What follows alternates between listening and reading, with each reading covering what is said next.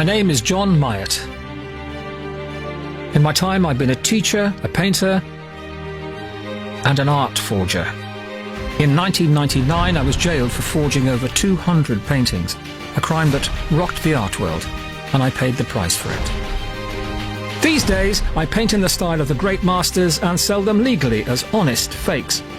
And I've started teaching the tricks of my trade to aspiring artists because all painters can learn by copying others.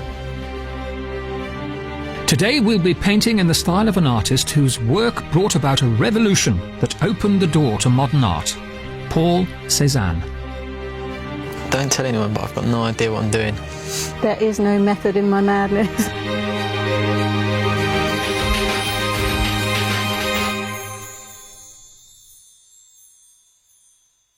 The art world is full of great men who became famous early in their careers. Byron, Picasso, Mozart, of course, who was writing piano concertos by the time he was 5. But our artist today worked in relative obscurity and often great frustration before he finally emerged to lay the foundation stones for 20th century painting. Born in France in 1839, Paul Cézanne had little critical success in the first part of his career.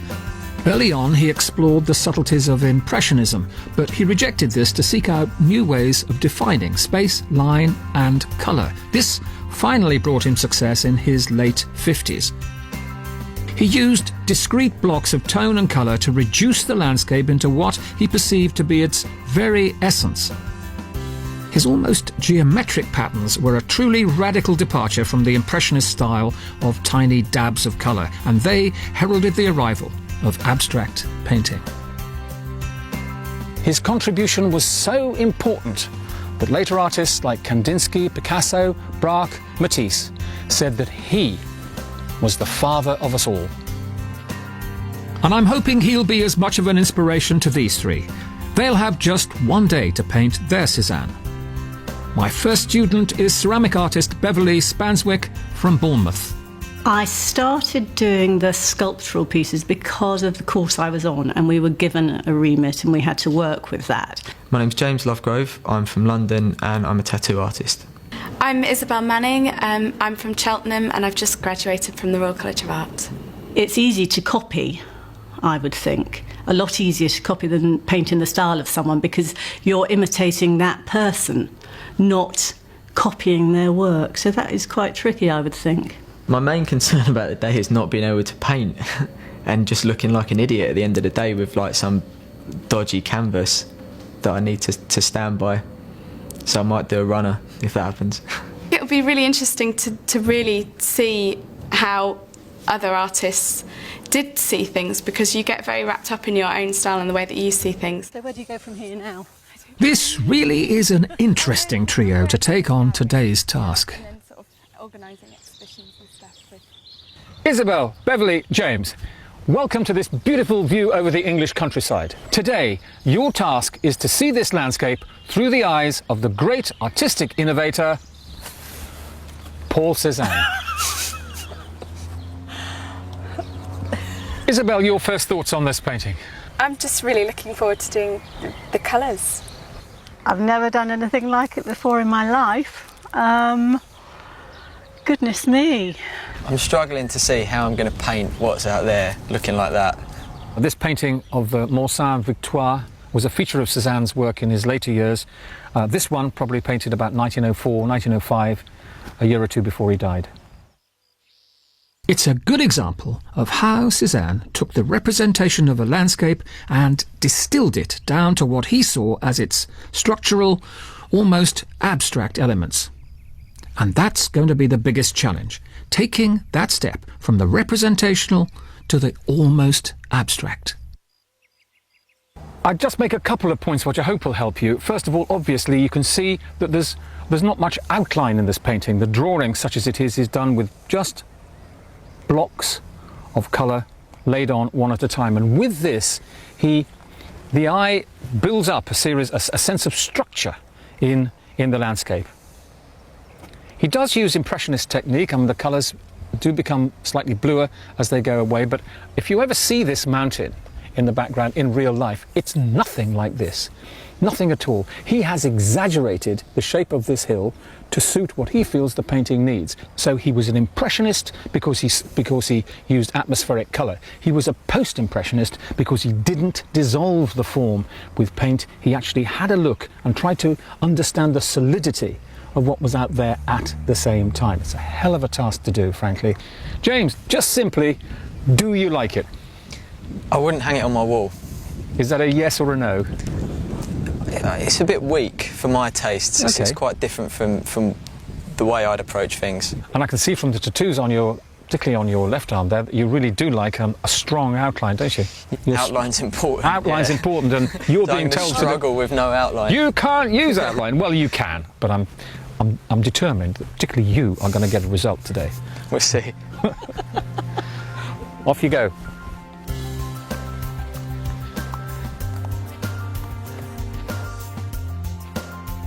What I'm going to ask you all to do before you start, just to give you just that little bit of extra confidence before you attack the canvas, is to rough out a series of squares on a piece of paper, either in portrait or in landscape, it doesn't matter which way up you orientate your thing, and just indicate the outlines of your composition. So you roughly are going to know where you're going to go before you actually start painting.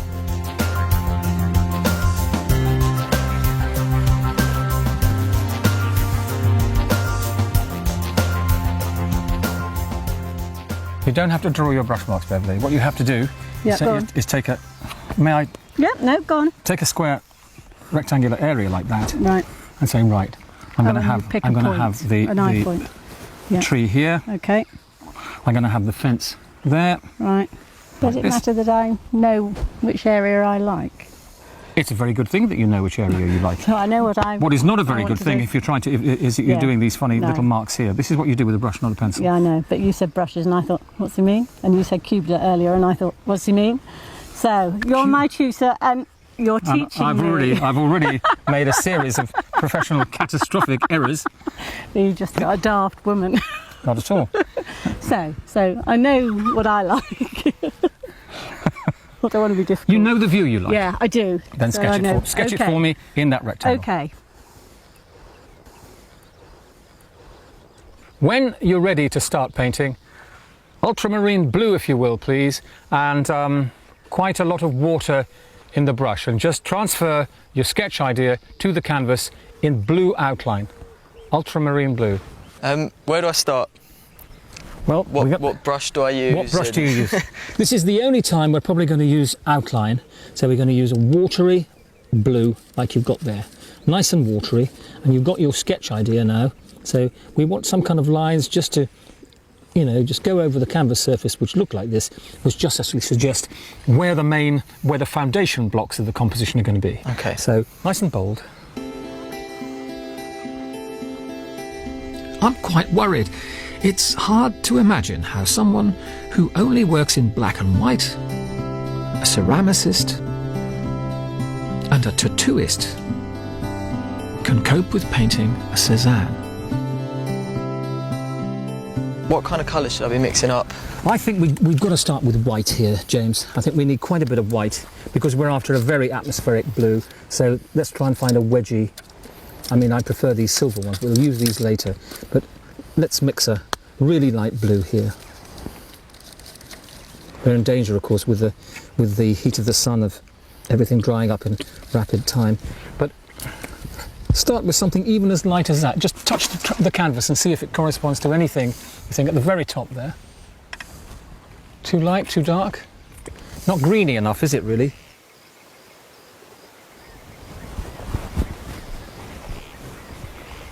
Try that one, James. That looks more like it, doesn't it? Yeah. More like it. Courage is all you need, is just a bit of courage. That's it, Isabel.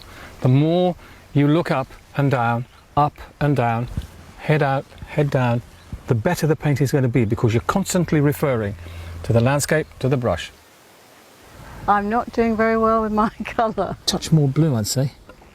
Cézanne was he was an impressionist, he was a post-impressionist, so he did use impressionist devices like, blue is a recessive colour and all that kind of... That's all in there. So don't be frightened of having a few Monet moments as well, if you know what I mean.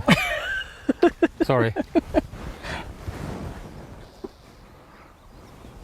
Now this part of the process can be quite speedy, and it would be quite nice if we got the entire canvas covered, the white disappearing, in round about 20 minutes from now. At the end of the 19th century, Paris was abuzz with artists. The young Cézanne himself hung around with the Impressionists, but he was a misfit. He was a shy, moody, unpredictable man with a strong, obsessional streak. On one occasion, while he's painting a portrait, he makes the sitter sit for 100 times before he abandons the work, and he says, "The only part of this painting that impresses me is the way I've done the shirt."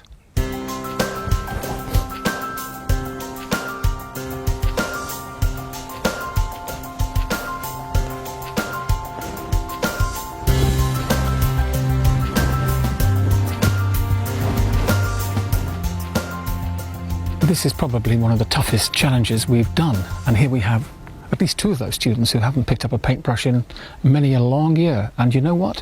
We're actually getting a result. I can hardly believe it. Beverly has established the outlines and she's actually starting to put some body and structure in her painting.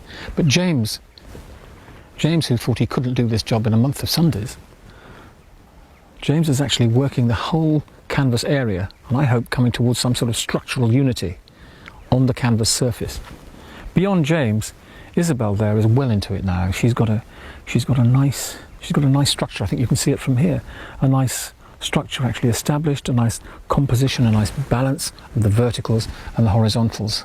So in different ways, each of the three of them is getting a good result.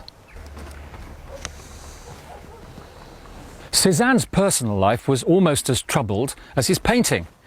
He fell in love with one of his models, a girl he knew his family would consider to be his social inferior, and for 8 years he kept the existence of Hortense and their illegitimate son Paul Jr. a secret from his mother and father. When they finally found out, they threatened to cut off his allowance. Cézanne persisted with the relationship, and when his father died, he was able to inherit the whole of a vast estate in the south of France.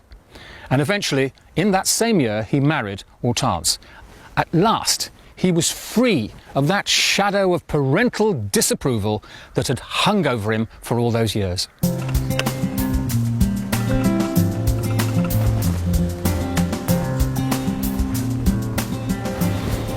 There is no method in my madness, I'm sorry.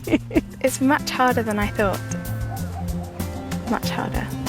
Don't tell anyone, but I've got no idea what I'm doing. I'm just making it up as I go along, pretty much. Why not come from time to time and just have a look how he did it? Come and have a look at a Cézanne, because what he's doing here is what you're doing there. Except, of course, he's doing it better than you are, but... Of course, it's one thing to be able to paint a picture in the style of a great master, but it's another to make it look genuine. I found good old cold coffee does the trick. So here's my trusty bit of black coffee. Cheers. And I'm going to put the... Oof, gosh, that's strong. Now I'm going to put the canvas on the floor and tip on the coffee. And the idea is that the coffee sort of gets in the tooth of the canvas, you know, years of cigarette smoking and all that kind of nonsense people do. It just sort of gives it that little patina of age.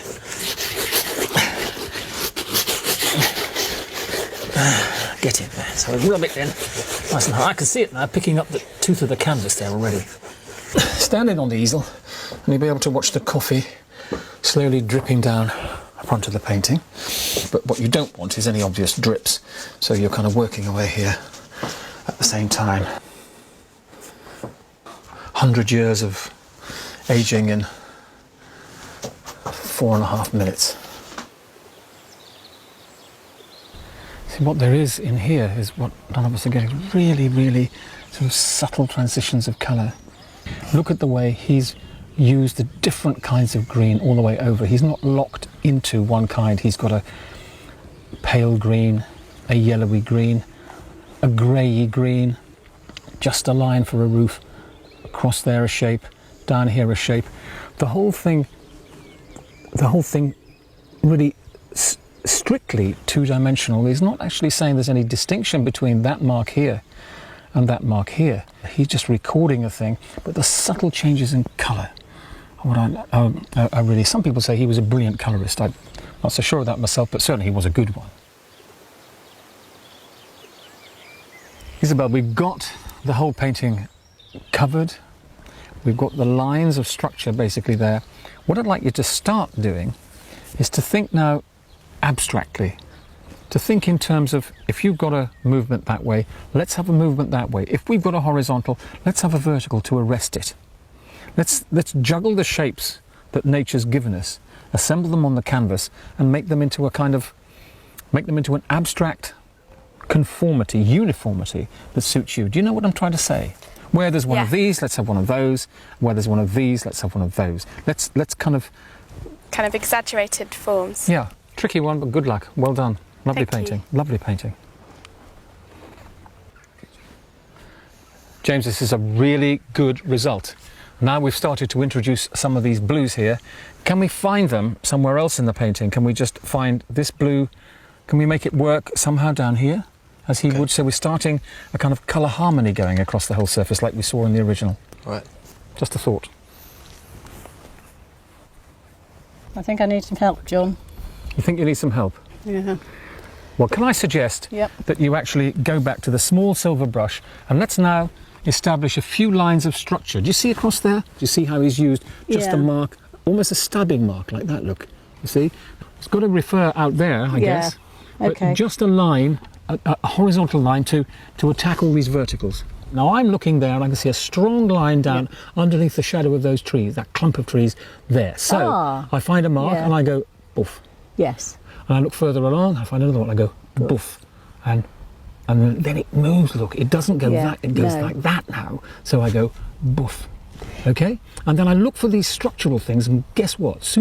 Pretty soon, I'm getting a shape taking place. And look at the tree. I think, oh, hold on, I'm going to go a boof, like that. So I'm looking for a rhythm. Yeah. A rhythm of curves, horizontals and verticals on the surface of the painting, which function on the surface of the painting, but are referenced to what's going on out there. And you think... And they're not either. It's no, I know, you follow the line. No. Oh. I don't want any of those kind of movements. I want... Just... Yeah. Fine. Look, it's there. Just look. Yeah. Look. Look. Yes. Yes. Look at it. Yes, I see it. Yes. Right. Got it. Thank you.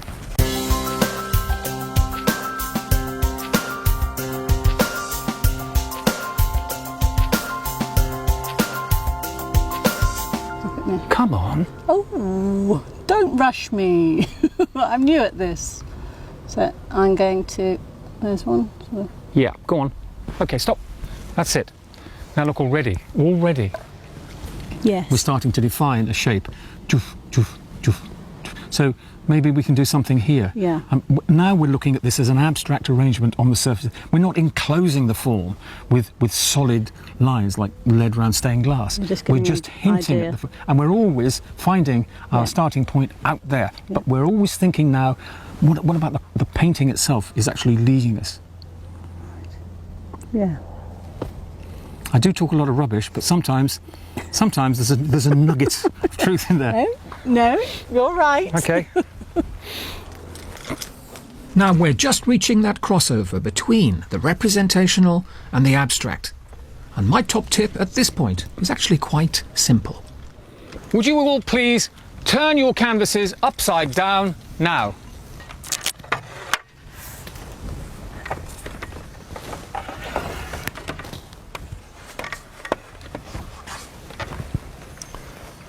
And I'm just hoping that this will give you just the opportunity to look at your work with fresh eyes. And when I'm talking about these abstract elements, now most of the kind of recognisable features of the landscape have disappeared because the thing's upside down, you are actually looking at abstract elements. You're looking at bands of colour and moments of warmth and cool. So I'm now asking you to work with blue line to just notate, to articulate these shapes. So they're recognisable as shapes on the surface of the canvas, two-dimensionally. You must reference these marks to what's happening out there, even though we're trying to actually configure the painting two-dimensionally as well as three-dimensionally. That's the knack in the Cézanne. That's why he was so important to cubists and really right the way through the first half of the 20th century. That was the discovery. By the turn of the 20th century, Cézanne had finally found success. He had perfected his post-impressionist manner and his work was becoming hugely popular. At last, he got that degree of recognition and admiration that no amount of money can ever buy. But it wasn't to last. One day in the autumn of 1906, he was out painting when a vicious storm broke out. Cézanne, stubborn as ever, carried on working, but it was all too much for a man of 67, and he collapsed. He was rescued by a passerby who carried him home. They put him to bed, and he said, "Tomorrow, I'm going to go out, start painting again." But he wasn't able to. He contracted pneumonia, and a few days later, he passed away.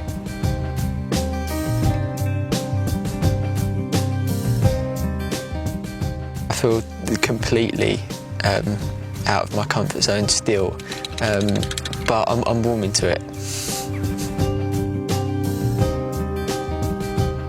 I think I've got the basic elements, but I could probably just keep working on it and working on it. Okay, everybody, brushes down, time to stop painting, and let's have a look at the results. What a task, to try to paint this countryside in Cézanne's style. Well, let's see how they've all done. Beverly, the moment of truth. You're painting in a gilt frame. What do you think, Beverly? What do I think? I don't think... I think I need to stand back. I think it may be better from a distance. Do you? Yeah, I do.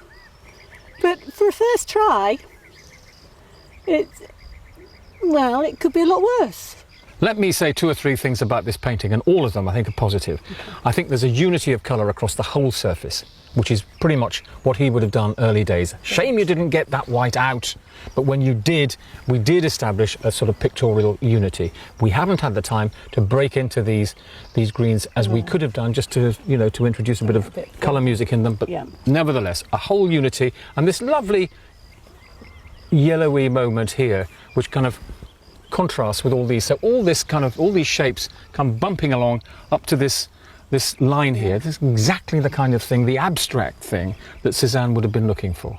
I'm so pleased with this. Really? I really am. Honestly, I rejoice for you. Oh, good. I think this is just a great achievement. And I think it looks good close up, never mind standing back. For me, it works from here. I don't think I will give up my day job, which is creating abstract ceramics, but I've really enjoyed today, and you never know, I might, never say never. And now, James, we're going to see your painting in a gilt frame. And can I ask you, James, what are your thoughts on this?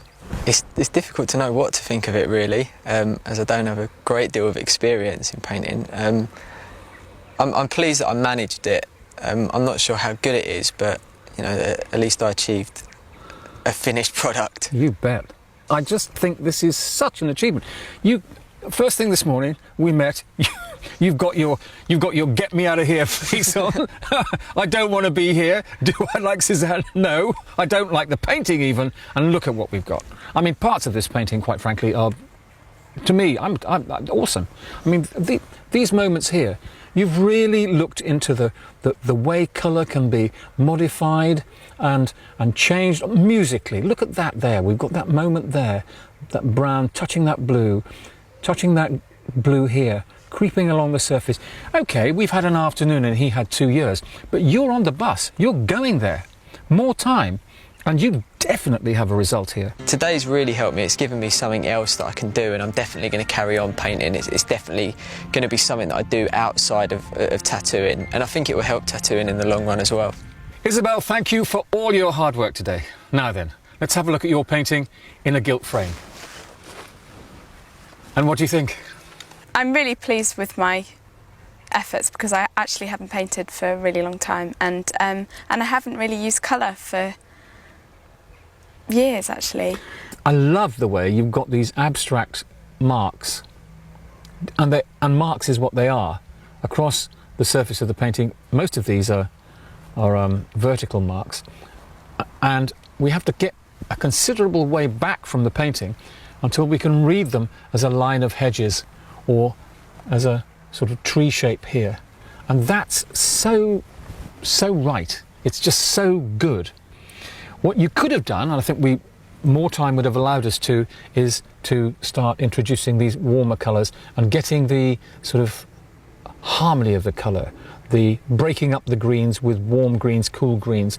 We saw a bit of that in James's painting, but the way you've registered this surface, I think everything above here, frankly, is absolutely super. This works both two-dimensionally, up close, and three-dimensionally, far away. It is a real result. I was quite surprised that my painting was actually kind of more colourful than the other two paintings, because I never use colour, and I'm always quite scared by it. But because I only had colour to use, there wasn't really any black and white available at all. So I was quite impressed, actually. I kind of impressed myself.